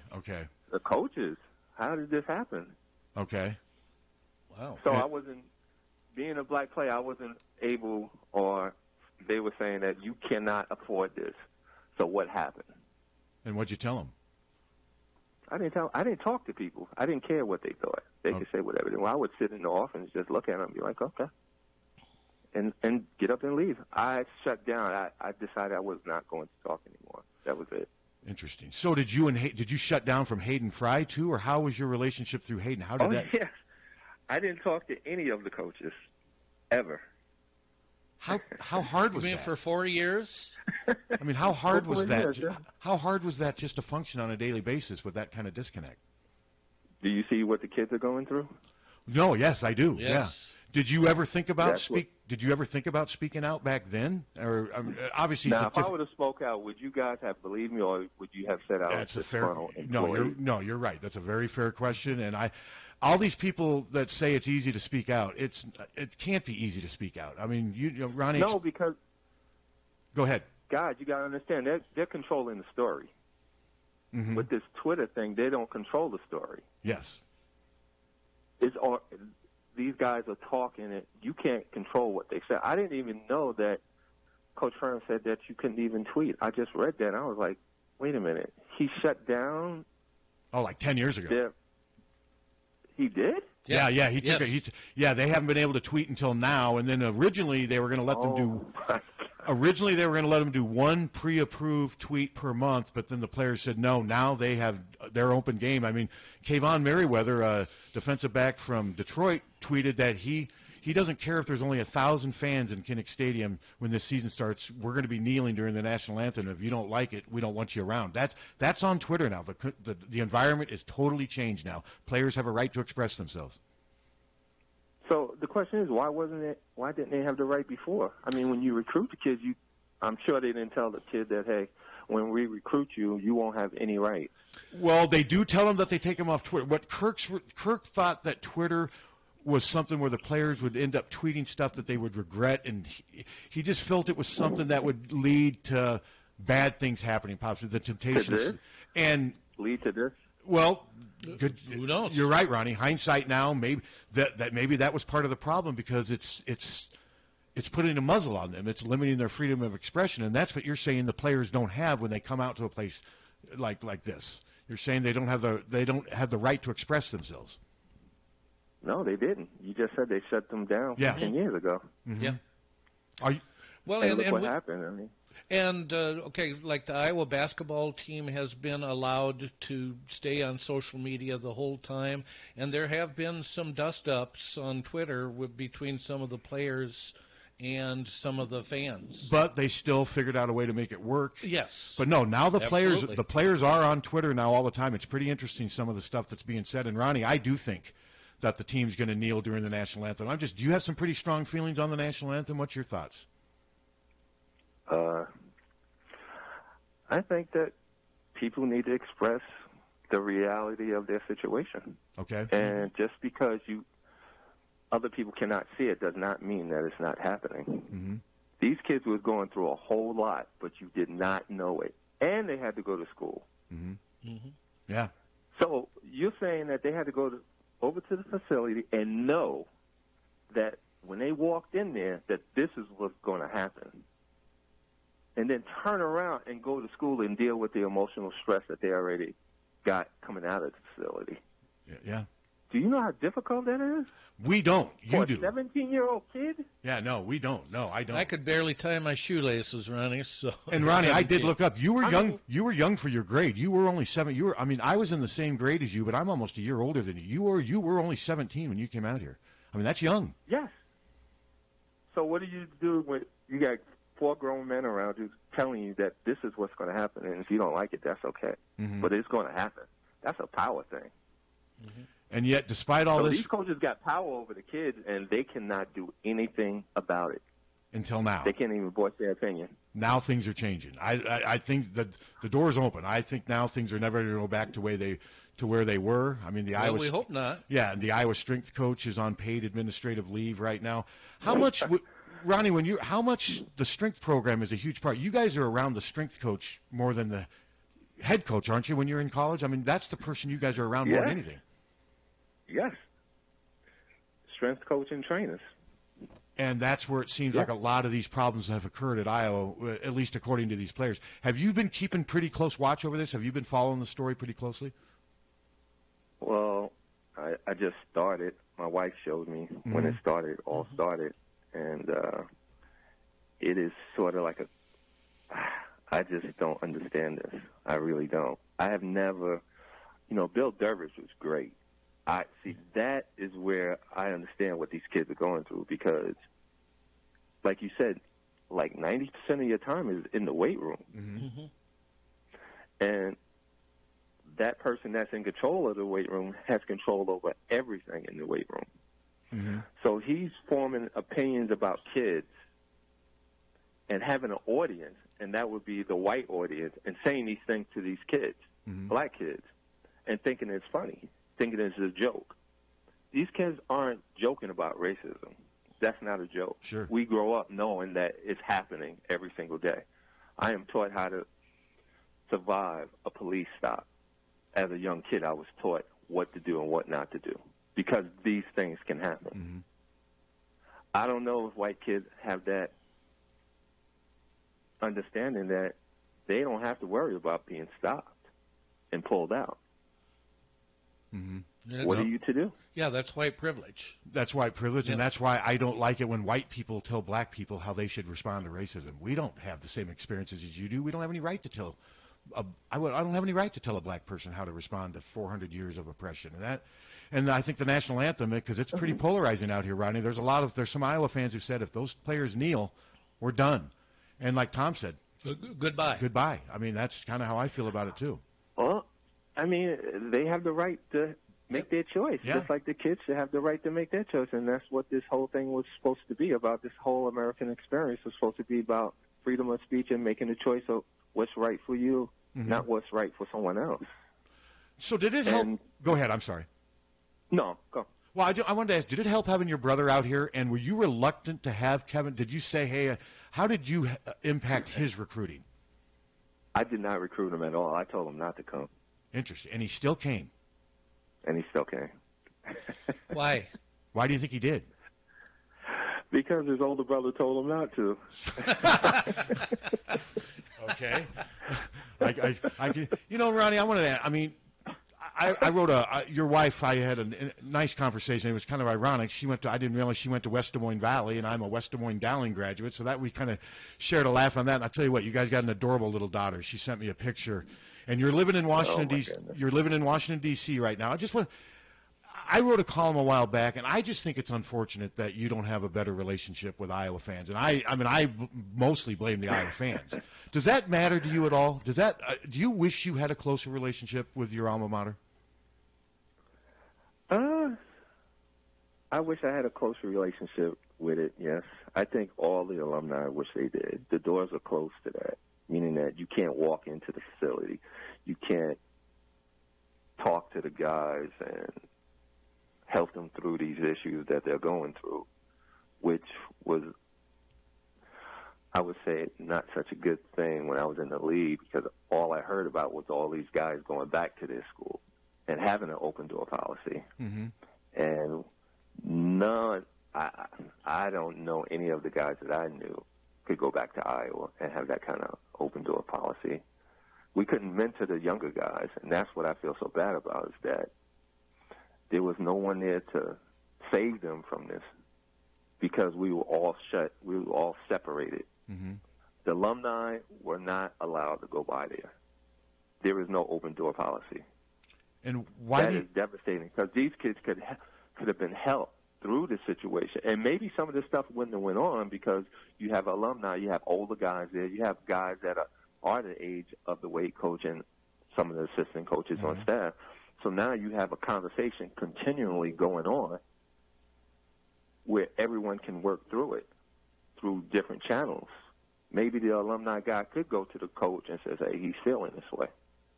And they could have probably nipped it in the bud, did something to help this kid, protect this kid from feeling this way. Mm-hmm. No, we're all separated. I don't know if that's intentional. I don't know what it was, but no. So is it fair to say that you wouldn't feel comfortable trying to walk into the Iowa football complex? I mean, no, you don't feel welcome. See, I just think that's silly, silly and sad on our part, on Iowa's part. I just think it's silly and sad. And I want to ask you, and if you don't want to talk about it, I understand. But how much of that do you think is just traced to the last game you played as a Hawkeye? I don't know. If it is, it's sad. I agree. I really don't know. I think that my 4 years there, so you're saying to me that I got switched, I stayed, I played a position I didn't want to play. Yes. I come back, I play my junior year, I break my leg my junior year, I come back to go where everybody wants to go, which is the Rose Bowl, and you really think that I want to throw a game. Out of all of that, I want to get to this game to say, you know what, I think I want to throw a game. Personally, I've never thought that. Oh, no. I've never thought that, and I'm not just saying that because you're on the air with us. We've had Don Patterson on here. Don Patterson told us that he looked in your eyes after that Rose Bowl, and he knew right then. He goes, he didn't. There was no chance. He said you were devastated. He said, and I've never thought that, Ronnie. No, I'm saying that this is one situation when they criminalized a behavior of a black player instead of not if it was a white player. Mm-hmm. Because the same situation happened before in the season, and there was never a talk about it, ever. Mm-hmm. Meaning not on my end. So this may be I don't, I don't believe this most. This is what the players are talking about, how they treated unfairly. Yeah. It's not fair treatment. So you think part of the reason it was so quick for Iowa fans to dismiss you and think the worst about the Rose Bowl is partly because you were black? And Oh yeah. No okay. doubt. No, that's. I mean, I can understand. I mean, Tom. I think most Hawkeye fans have never thought that you threw the game. That's what. But there I is. don't know. Go ahead. Go ahead. I wasn't really concerned about it because the truth is the truth. Sure. That's why. I mean, in everybody's career, you're going to have a bad day. Mm-hmm. Just hopefully it's not this kind of way. Well, Ronnie, I also looked the game. I mean, I watched that game, and I remember each of the fumbles was different. And each of the fumbles, it looked like the ball was not. And sometimes you have to give credit to the defender, too. And that's kind of how I've explained it. I mean, do you agree with that? Sometimes the defense makes a good play, too. No, sometimes you just have a bad day. Mm-hmm. I don't know what to tell them. I don't talk to people about it because there's really nothing to talk about it. I mean, sure, no, I understand. I wish I didn't have a bad day, but I had a bad day. And to say out of all of those years, so you're saying to me, you never see me had a bad day. So I do have a bad day. And on that bad day, you decide to say that he threw the game. That's incredible to me. Well, the other thing is I don't recall you playing defense on that particular day, and didn't we give up 45 points? See, nobody wants to hear about that. Not do they? Well, but Tom it's true. Tom just brought it up, so yeah, no, there's more sides of the. I mean, people will call in and say, "Oh, he's complaining." I'm not complaining. I'm telling you, it was just a bad day, and that's just the way it went. And I believe There's nothing more and nothing less about it. Yeah. I mean, now if you want to look at me and say I did this, I did that because I'm a city guy, then that's on you. Mm-hmm. That's when the racial thing starts to creep in. Mm-hmm. Because what? Because I'm black and I'm from New York, I had to be in with the mob? How did you even get to that point? I'm only 19 now. Mm-hmm. So now I'm mob related? And I'm not even, I never understood that. I'm like, wow, okay. Well, I know Hayden Fry he always defended you in this situation, and I've just always, it's just unfortunate. I mean, I just wish there was more. Because, like I said, I know a lot of fans, Ronnie, that you're their favorite player. I mean, you're one of Tom's favorite players. Absolutely. I mean, what you did for Iowa, and you were so much fun to watch. You made football fun. You really did, just the way you played. Well, thank you for that. But, this is truly a situation about the kids that are going through this. And, yes, I went through the same situations that they're going through, and I didn't have a means to voice out because, again, the story was controlled by the powers that be, whereas now the kids have a means to express that, yes, this is going on. Now, whether people want to believe it or not, and I understand, it is very hard for people to understand that this is going on in Iowa's program, but it is. Mm-hmm. And if you don't want to believe it, what is one to do? What do you want these kids to do? I truly think if it was their kids, they would be horrified that, wow, my kid is actually going through this. This is incredible. This is the only reason I'm talking is because this is incredible. Well, we appreciate it, and it's heartbreaking. Yeah, it really is. It and I think we got to help spread awareness. And I know your wife wrote a very powerful op-ed that, it's very heartfelt. And so, what do you think needs to happen? I mean, what do you think? What does Iowa need to do to start getting back in the right direction, in your opinion? Wow, there are so many things that it's a system, and we all know systems are really hard to change unless you change the people within that system. Mm-hmm. So this is systematic. This is not something that's isolated. This is a systematic situation that's going on because there are so many guys, over 50 guys. Yeah. Yeah. and adding. And if you add me to the list, that's by 51. Well, we're up to 51. And I'm retired. I'm gone. And, Ronnie, the one who got this started, people are like, oh, these are just players who are just – the one who got this started graduated in 3 years, started 2-year starter, made all Big Ten, and he was a second-round draft pick. James Daniels had great success here, and he still said this stuff. So he wasn't a disgruntled football player who had an agenda. And that, to me, that speaks volumes. That's my point. So what do Iowans want to see happen? Because this is their team, too. They're representing Iowa. Iowa players are representing Iowa. The fans are representing Iowa. So I think Iowa could be in the forefront of changing or having some kind of change to what's going on. Mm-hmm. It's unfortunate, but you are dealt a hand, and you have to play it the best way you can. Mm-hmm. I mean, sort of like when I was switched. I was dealt a hand, and I just said, okay, this is how it's going to be. It is so disheartening to know that people in power want to demean people. I just never understood that. Why was it necessary for these coaches to do that? What did they get out of demeaning these young guys? Don't know.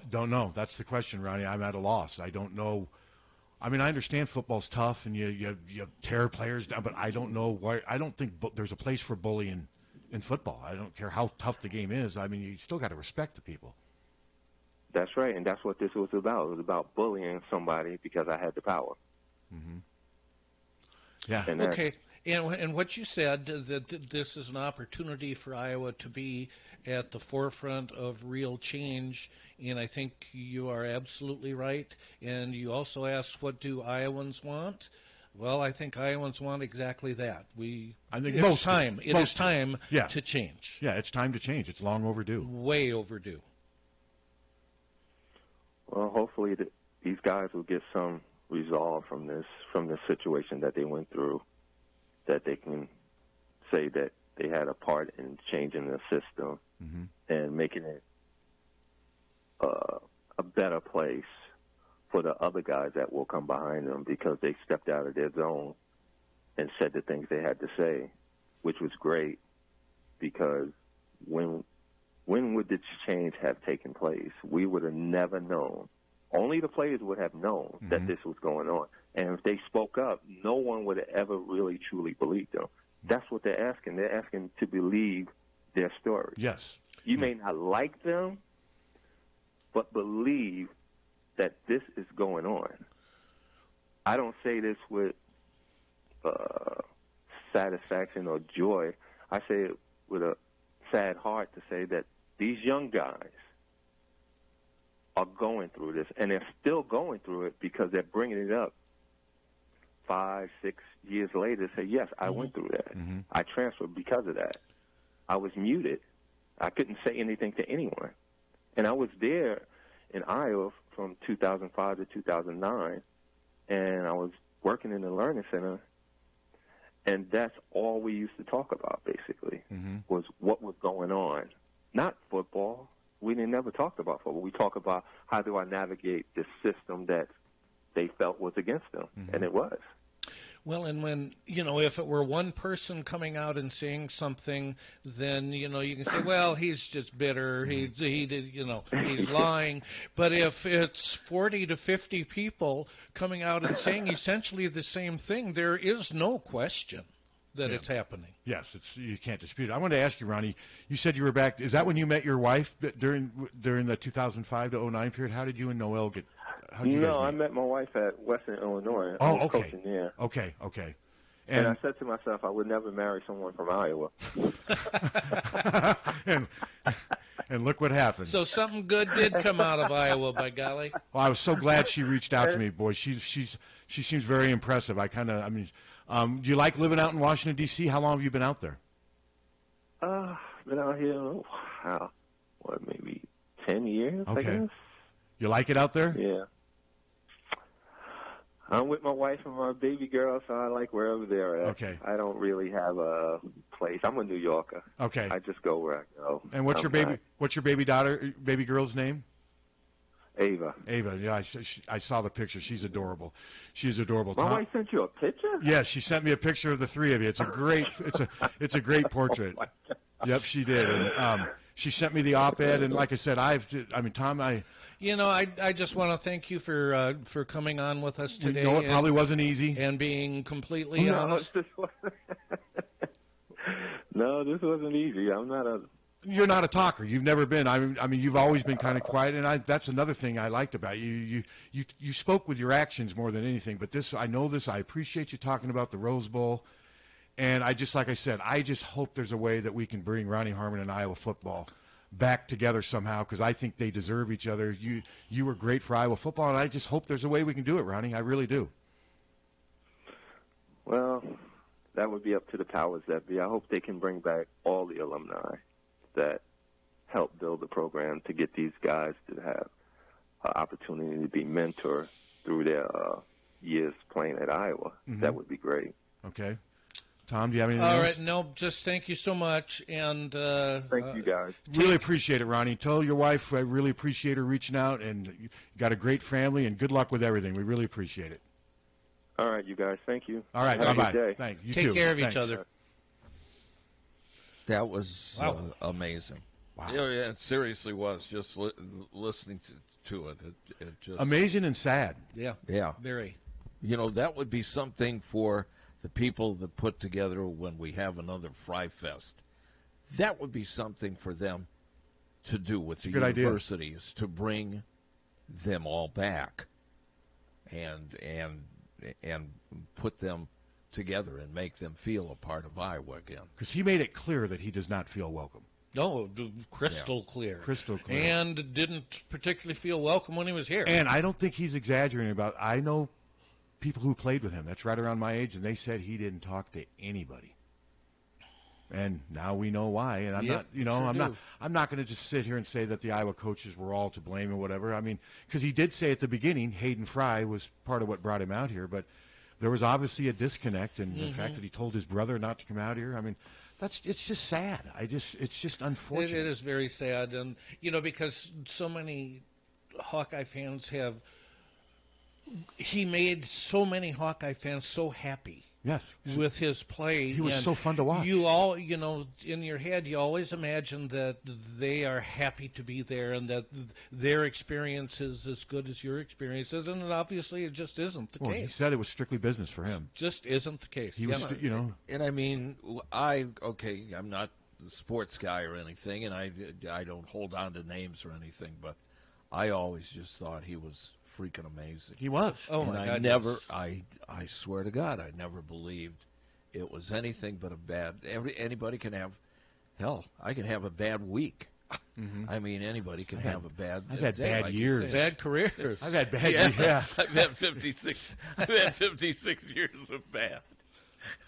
But I mean, no, I was just enthralled by that. And if you do look at the tape from the Rose Bowl, each fumble was different. Yeah. And the ball was getting knocked from him. Like he said, he had a bad day. He didn't have many. No. Hello. You're still talking about that Rose Bowl game? I guess. Just drop it. What? It was a joke. You're still talking about the Rose Bowl game. Oh. I mean, whatever. I mean, there's some. See, that's an example of why we don't open the phone lines when we do interviews. Well, it's an example of why Ronnie doesn't feel welcome. Yes, here too. exactly. That's a prime example, right No, there. and it's not funny. No. And I was intrigued by him. I could get his number and call him. And when I get in, call that guy in the morning. I just appreciate the fact that Ronnie had the courage to come. That couldn't have been easy. Oh my God, no! He knew. But you said he would. Yeah, everybody prefaced. He's not going to be a good interview. He was a great interview. It was no, they didn't say he wasn't going to be a good. They just said he's not very talkative. Yeah. It was such a powerful interview. Yeah. I didn't get a chance to ask him about the number 1 versus number 2. Yeah. What that felt like. I think he got more comfortable as we started talking. He did. He wanted to get his word out. He wants to help these black players that are here now. He wants to try to be part of the solution, but he doesn't feel that Iowa wants him to help, and I think it's all traced back to we know why now, which is unfortunate. Yeah, but he did. He sacrificed 2 years of his career to play a position he didn't want to play, broke his leg, came back. I think sometimes it's easy to forget the things that he did as a part of a team and just focus on that one. And I think that's where he seems hurt. Do you? Yes. I think he's. I think he just Why seems like he's hurt that anybody would even think that. Mm-hmm. That because he's a black dude from Queens, And he wasn't that he's perfect. mobbed up. He wasn't perfect. I mean, No, he wasn't an excellent student, but he never claimed to be that. He came out here to play football, to try to get into the NFL. Don't you think that would be a good thing for to Yes. bring them all out here? For Yes, the I think it would be Fest great. or- But his wife told me that he's tried to reach out at times and just has not. Maybe the powers that be here can convince the university. Well, you notice those he kept saying the certain word powers to be, and he kept saying the word system. Uh-huh. System. He looks at this thing as one big giant system controlled mostly by white people. Yes. I mean, and Yeah. which it is. Well, which it is. Which it is, and we can't relate to his experiences. A lot of people thought Ronnie, when he was here, was rude and aloof and whatever. Ronnie was unhappy and scared, I think, as much as all that other stuff. Yeah, he's a kid. He was a kid. He was 10 months younger. He was 17. He was 17 when he came out here and started playing as a true freshman. Hello. Hey, good morning, fellas. Good morning, Hey, Terry. Terry. You know, I got a quick story to counter anybody that's got some ill feelings towards Ronnie. When he was here, he stated he was working at the Learning Center, and my daughter-in-law played softball here at Iowa, and Ronnie was her counselor, her academic counselor, and they stayed in touch, and they had gone out to Delaware. My son and daughter-in-law had gone out to Delaware and met up with Ronnie and his wife and had a great time, and they invited Ronnie back for their wedding here in Iowa City many years ago. Okay. And Ronnie and his wife both came to the wedding because he says it's not very often I get to stay in touch with my students.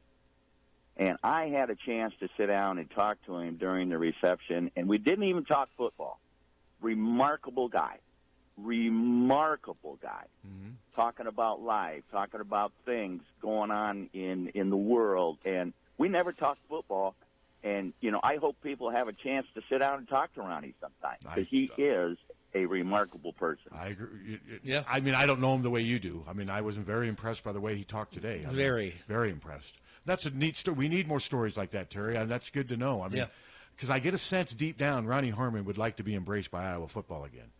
But I really do think it's a void in his life. I don't want to speak for him, but he kind of said that. I mean, it's just a sad story, but a little story like that, that's a good, nice, positive spin on it. I appreciate you sharing that. You betcha. You guys have a great day today. Okay. Thanks, man. Yeah. All right. Thanks. So, this was... something. Hello. Hey, is this the on air line? You are on the air. Yeah. Hey, long time listener, first time caller. Hey, I was incredibly impressed with that interview that you just did with Ronnie Harmon. Everything about that, and thank you so much for getting this guy on there and just letting him speak. Wow. Yeah. I don't know how anybody could not think really highly of this guy, one. And two, he was just so matter of fact and down to earth and real about his experience at Iowa. Yeah. And that's just, I was just amazed by that. Yeah, it was. I have a teenage black son who's very, very into sports. And so I'm really tuned into all of this thing right now. And I just think that interview you did should be picked up by national media sources. That was so good. Well, I appreciate that. We'll have it as a podcast later on today up on hawkfanatic.com if your son wants to listen to it. It'll be in a podcast. Yeah, I was going to. It'll be on YouTube as well. That, so good. It'll be on YouTube. I have a lot of friends that I want to direct them to that also. Okay. Who will be really interested in hearing this. But we appreciate that. I really do. Thanks, guys. All right. For doing Thank you. this. Thank you. Really impressive. Thank We you. appreciate that. Yeah, that interview was way better than I expected. Oh, my goodness. I just, it was raw and it was real, and Yeah. He was great. Boy, He raw just- is accurate. He's just great. Hello. Steve calling. How you guys doing? Good, Steve. Yeah, good. Good evening. First of all, I've been following it a long time, and I've actually watched the game. But I can tell you, this looks like the perfect timing, and I think it would be a mistake if we didn't put the two together because this is the perfect time. I agree. Well, yeah, and hopefully. I mean, I look at situations as as far as how. I mean, this is a win-win no matter what, isn't it? Well, not no matter what, but I'm just saying it's when you got these issues here. I think it's to me the timing is really interesting thing. I just think it needs to happen. It's just all I'm saying. I couldn't agree more. I agree. I mean, because he has a lot to say, and this is an important subject, and I think that he needs to be back here. I mean, I was a fan that I was a big fan, but yeah, I didn't like the game either. But I learned a different perspective of this, and I think this is the perfect time that we need to say, hey, reach out. I mean, it's all about we gotta. There's no better time than this, if you ask me. I agree. Yeah, I agree. Things are happening right now. Interview, and I just wanted to give you because, like I said, everyone knows I've been a fan for a long time. Thanks, Steve. And I look at the facts, and to me, if you don't do it now, win. That's what I'd say. I agree completely. Agreed. I agree. Okay, thank you. Thanks, you, Ben. Steve. Bye. The problem with having Ronnie Harmon on is, what do you do for an encore? Yeah. We got a show tomorrow. Who do I get tomorrow? Better call Gatons. Yeah. Yeah. All right, Gator, you're on. Hello. Do you think that with this frustration of the position change, that other players like, I don't know, Marvin McNutt or anybody, do you think they have that same feeling of powerlessness? Don't know. It's a fair question, It and is. I don't know. I mean, Marvin McNutt switched from quarterback. I think his situation. Well, Marvin wasn't going to play at quarterback. Ronnie, to me, now remember, they had Owen Gill and Eddie Phillips when he got here. Yes. Two proven running backs, but to me, Ronnie was better than both of them. Oh, absolutely. And they were both pretty good. And they were both really good, but Ronnie was better. Hello. Hey, I have just have a quick story on Ronnie. Okay. I'm good. I'm buddies with Dave Hudson, and we golf together. We golf together quite a bit. Then one day he goes, "Hey, you mind if I bring a buddy along?" I go, "I don't care, man. Go ahead." And I'm sitting there in the parking lot waiting for Dave to show up, and here walks Ronnie Harmon out of the car. I'm like, awesome, And I golfed with him for 9 holes, and he is the most down-to-earth guy that I've ever met, and I really enjoyed the interview. Oh, thank you. Well, thank you for sharing. Appreciate it. Yeah, thanks for sharing that story. It was great. It was great to hear Ronnie, and keep doing the great job you guys do. Thank you, sir. so much. Appreciate it. Yep. Tyler Devine just tweeted, I am 29 years old and have lived in Iowa City my entire life, and today was the first time I've heard Ronnie Harmon's voice. Wow. Hello. Hey, I got a question. I've been following this for a while and noticed that a lot of the people in the media say they were caught off guard by all of this. And I noticed also that there's no black people or people of color in the press corps following Iowa sports. Do you think there's any connection? There is. There are some. There's some. There's a few, but no, it's Rick largely. Coleman is one. It's largely a white media in a largely white state. I get it. Yeah.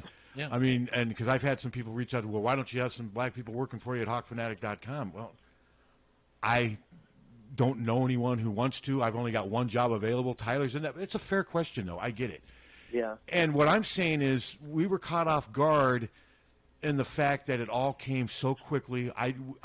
Maybe I should have realized when George Floyd died, I'm like, this may – because like I said, I did see subtle things in the past, but never enough to – obviously I never wrote about anything. But not this tidal wave. I remember, like I said, saying, geez, why do they always have 3 out of 4 team captains? Why are they always white? Why do they send mostly white players to the Big Ten? I used to say that stuff to myself, but I didn't do anything. So, like I said, maybe I'm part of the problem too.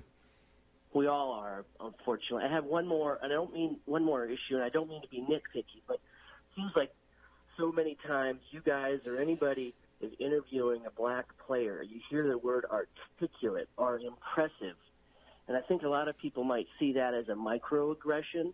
You don't necessarily say that about a white player. Yes, we do. No, we absolutely. We have, though. I get what you're saying, sir. Well, of course I get what you have. He plays for Iowa football. He's in college. But you hear that term all the time as if people are kind of shocked. It's qualifying. I don't. Well, no, the Somehow, reason this one's a little different because I have been told by Ronnie's not a real talkative person. I mean, I talked to his wife last night. He does not do tons of interviews. It had nothing to do with this. It has more to do with his personality than his race. Yeah. That's where I'm saying Yeah. that had nothing to do. And for me, maybe we did lay it. I just appreciated him coming on our show today. But we've and used that for white players. But I do understand what he's saying, that unconscious Yeah. bias thing. I get what you're saying. I'm not going to dismiss what you're saying, but I and think I'm not even talking about this interview. I mean, But I know what you mean. Every time you hear, I've been listening to all these podcasts for the last few days on this. You know, I'm a new listener, and every time you interview a black player, I don't know who was the other day, how impressive. And yes, they were impressive, but it can be seen as a microaggression. I think you got to be careful with that, you know, especially in terms of Okay, no, I get you. Fair enough. Let me give you an example. We had Chad Greenway on a while back, and I remember when he was done, I'm like, man, Chad's so great at expressing. I mean, so is that different though because that's a white guy saying that about a white guy? Because I built up Chad Greenway just. Maybe. Okay, how many times? These are the times we live in, you know, and it gets to be though too much. It does get to be. How many times have we said after interviewing Brett Bielema and other white coaches, wow, how does anybody choose where to go? These coaches are all so impressive. Bruce Pearl. If you're not racist, you don't even think of this crap that he's bringing up. Well, you don't think of it. I mean, you can micromanage everyone's speech, and you can look for the bad in everyone. But the fact of the matter is, when I said this guy, I just thought he was amazing. It wasn't because he's black or anything. Yeah. It's because of the honesty. And because of the subject matter we were talking about. Yeah. I mean, caller, don't get me wrong. I get what you're saying. It's out there. I get it. I do get that. But there's a history of words like that. You know, you're right. Talk about black players, you know, going back hundreds of years. You know, what they said about Frederick Douglass. Well, he was impressive for a black man. Well, he was articulate for a black man. Well, that's how far back this goes. I know. Okay. It goes back even farther than that. Yeah. I'm not pointing fingers at you guys necessarily, but no, I it is understand. a larger. I understand.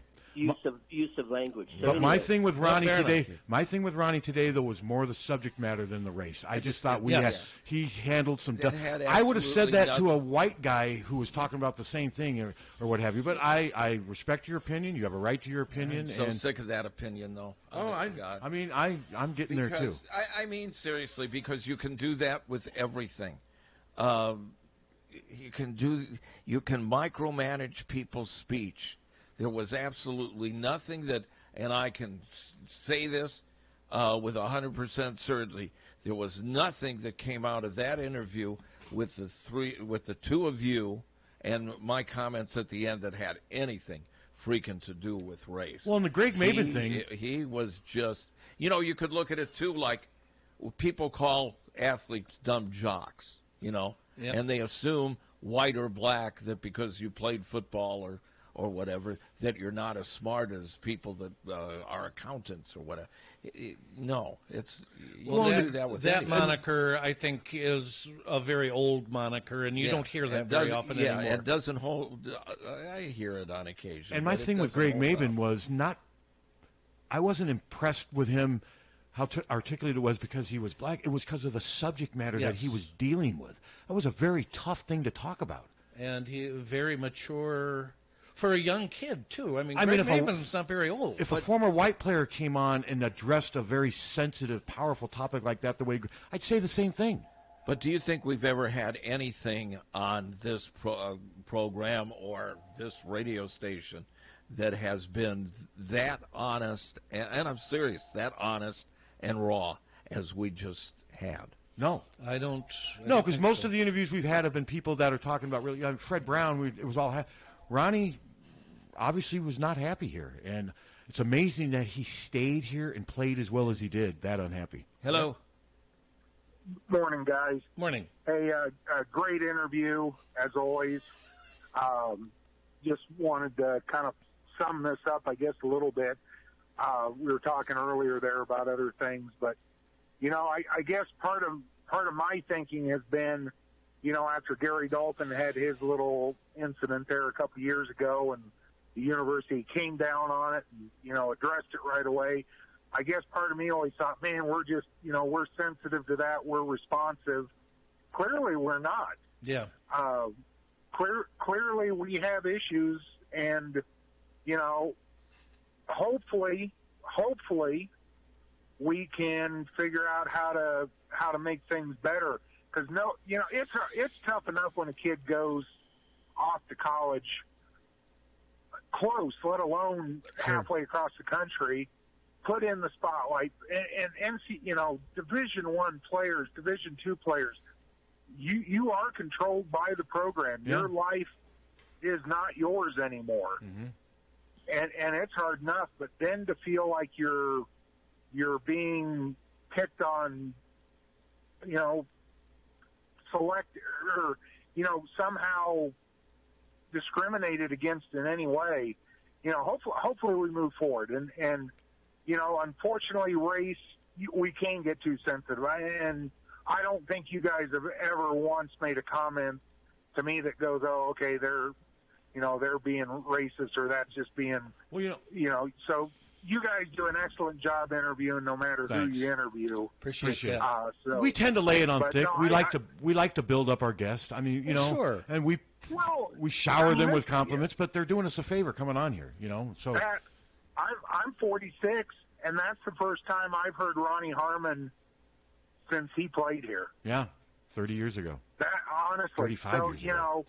that shows you, unfortunately, and we're used to seeing Chuck Long and some of these guys out, and we're the ones that are around. But no, I think we do have issues. I don't know at what level in the university or the department that's there, but I think we gotta address it, because we shouldn't have anybody wearing the black and gold that feels like they don't belong. I agree. Well said. Yep. Thanks for sharing. Yep. Maybe Thank you. time you approach Josh Schomburger and I'll call up the Ferentzes and suggest that these guys like Ronnie are brought back here. I mean, that would be. That's Ronnie was certainly here. willing to. Ronnie was here for 4 years recently, and I don't ever see. He never really seemed to be so much affiliated with the football program when he was here. Yeah, I mean, they should be welcome back. And I of course. They How about me thinking he was from? I don't know. I thought for sure he was from Staten Island. I don't know why. Well, I didn't correct you. Well, he So did. I He did. He forgot, laughed too. at me.